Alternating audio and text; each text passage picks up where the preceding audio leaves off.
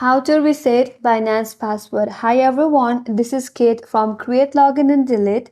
Now without any further ado, let's get started. First of all, launch the Binance application in your mobile device.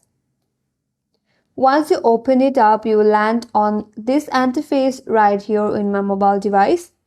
From here, you will have an option to log in, so tap on login.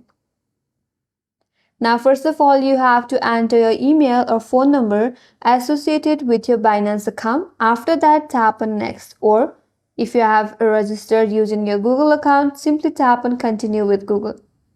Or if you don't have an account yet, you can simply create a new account as well. Once you type in your email or your phone number, tap on this next button. After that, you will be asked to enter your password. Since you forgot your password, there you will have a link that says forgot password. Tap on that. Now for your confirmation and to protect your account, there you will have a confirmation. So tap on continue. Now you will receive a 6-digit verification code in your email that you have registered with Binance.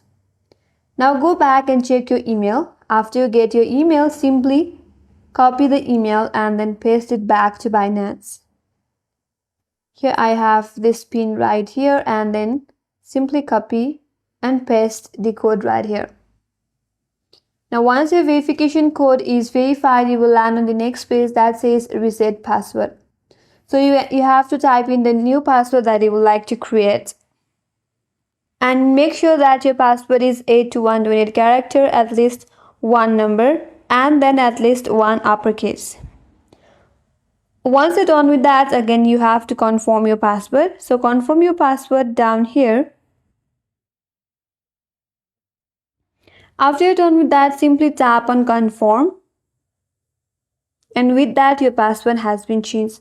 So that's how you can reset the Binance account and change the password.